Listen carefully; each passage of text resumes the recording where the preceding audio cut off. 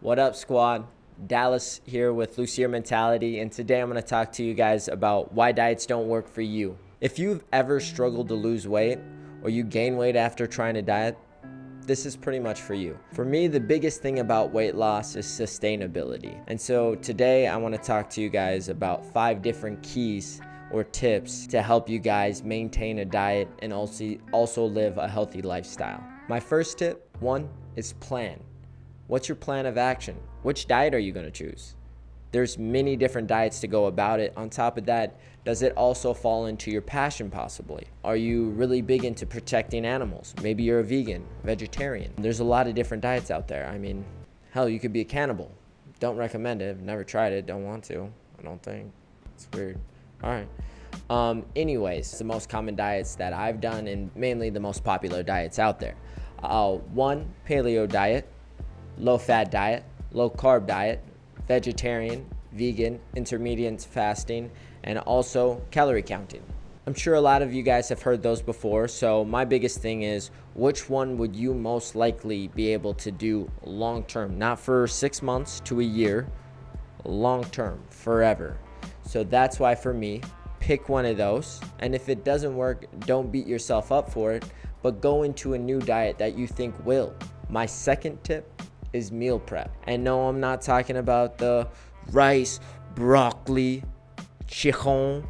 I'm talking about when you're going into a situation such as a movie theater or going out to eat or going on a vacation, are you having foods around you that will make it so you don't have a huge cheat day? And I don't mean you can't eat popcorn. I'm talking about you don't eat a full thing of popcorn like I would do.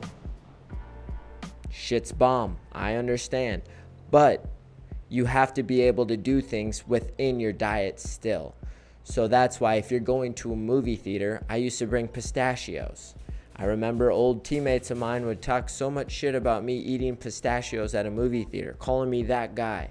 I was that guy. I was annoying back then, still annoying. But anyways, you guys have to be able to make sure that you're not putting yourself in a position where you'll cheat. So for meal preps, it might be, okay, I'm out and about for the next 4 hours. Do I have a protein bar available so I don't sit there and go to McDonald's because I'm craving or hungry or just anything? So that's the most attainable thing you could get. My other advice for eating out is pregame. Most people think of pregame as going to the bar, right? They're like, shh, I ain't paying $10 for no drink. And then they get turned at home, drink a bunch before they leave, then they go to the bar, right? I don't recommend drinking. I've never done it, so this was me dancing in the club. I do recommend meal prep in terms of going out to eat. That might mean you drink half a gallon of water before you leave the house, and then also maybe eat something healthier that is in line with your diet, so that way when you get to the restaurant, you're not making some impulsive decision because there's so many options and you're starving. Same thing when you're going to the grocery store.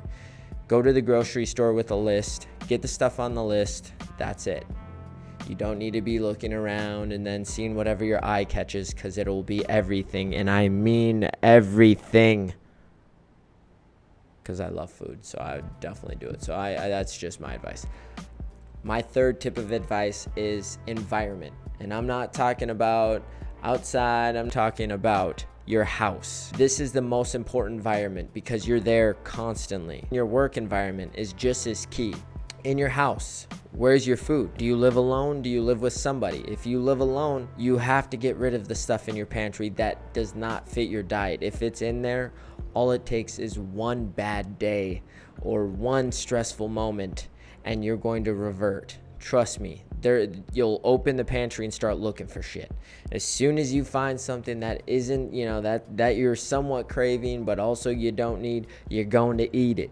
Them chips, you're going to eat it. Okay? You got to get rid of them. Hell, if you want to get rid of them by eating all of them, I don't recommend. But don't be wasteful. No, I'm joking. I don't recommend that at all. So, my biggest thing for you is change your environment, Make it so everything with your cabinet or your fridge is something that falls in line with your diet. The other thing is, for people who live with bigger families, which I have, if you live with a big family who does not follow the same diets by any means, which I've dealt with myself, is give yourself a pantry. Maybe it's one level, maybe it's a full cabinet, whatever it is. Make it so it's your space. Every time you go to the kitchen, you don't have to look in any other cupboards, because as soon as you open a different cupboard, chances are you're going to grab something that's not there for you, right? So if you have a cabinet for yourself, use it to your advantage. That's the biggest key. Workspace environment is just as huge. Personally, I work at a coffee shop right now. I know that when I start struggling with my diet, it's because one, I don't have food available to me right now that I know that I need, such as a protein bar or a protein shake, or maybe my tuna and rice or whatever I'm eating that day. I'm starving. It's been 5 hours. I'm drinking hella coffee. I'm all buzzed doing this type of stuff at the register. Anyways, biggest thing is making sure those things are available. And also, if you have, like, say you're at a desk where you have candy, are you constantly eating that candy? Put it somewhere else. That is not meant for you. It's probably meant for the customers or whatever it is. So biggest thing is change your environment so it works to help you, not hurt you. My fourth tip of advice is lifestyle. If you're going through this type of journey of weight loss or working out, find like-minded people. I don't want to sound like one of those gurus who grinds all day like, hustle, dog, hustle, come on. No. But the biggest thing is people will be there for support. You need support for anything, especially when it's hard and it's struggling. In the days where it is tough, you need a community. You know, you need someone to have your back, like, damn, I almost cheated today. Not on my girl, but I almost ate a hot dog and I'm a vegan. Like, that's the real important stuff. You should never have to worry about the girlfriend cheating stuff, but them hot dogs, corn dogs, and the cheeseburgers. All right, anyways, sorry, got sidetracked. Anyways, the really important thing is having people like-minded next to you. Have a support group. Have people that are willing to go eat at a vegan restaurant because, you know, they like where you're at right now in life, and, you know, they're not forcing you to sit there and go to a steak and shake restaurant and you're sitting there drinking a milkshake made with milk and ice or something and soy milk. I don't know. The biggest thing is to just find people who also want you to achieve your goal. My fifth tip of advice is rebuild it. Make a diet your own. Don't just settle for following someone else's diet plan. That's literally built for them. I hate when people try to buy meal preps or meal plans, or, I mean, like, those things are so individualized. Everything is, and that's obvious. I mean, I work at a coffee shop, so, like, this is just all from my frame of reference. If somebody wants a drip coffee with a splash of half and half, it might be a tablespoon. It might be a teaspoon of half and half. And then I'll get somebody else who will come in and be like, oh, I just want a splash of half and half, and it's half their cup. That's called preference, right? Everybody sees it different. Some people like chicken, some people like turkey. It's also trying to find what else you enjoy. So for me, find stuff that you love. Make a diet that you can see yourself eating long term. Sustainability is the key to success. Sustainability. That's it. The reason why the stats with the 5 years and people will end up losing or gaining more weight after 5 years after starting a diet is because of sustainability. They pick a diet that someone else is using. That's why for me personally, it's not like I'm going to recommend you go and eat chicken and broccoli or chicken and rice. You might hate chicken. Like, if you're going and eating a food you hate every day, right? Don't stick to foods that need 15 toppings on top of it for you to enjoy. If you consider yourself going vegan and you're eating salads, but instead of eating a healthy salad with a little bit of, you know, maybe 2 tablespoons of, you know, French or whatever you want to put on it, and you're dumping half of the bottle on it, that's not happy.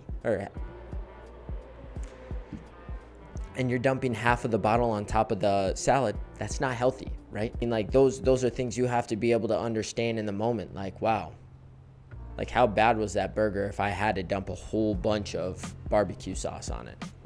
Probably not very good, right? you're not going to sustain it. You're not going to keep doing it. So pick something in terms of a food category and then try to get a better understanding for it. Autocorrect it, rebuild it, make it your own, shape it for yourself. Bonus tip to help you guys lose more weight. If I tell you guys to exercise, you'll think obviously that's why I'm going to lose weight too. Duh. No, for me it's psychologically, you're going to have less time to eat in general.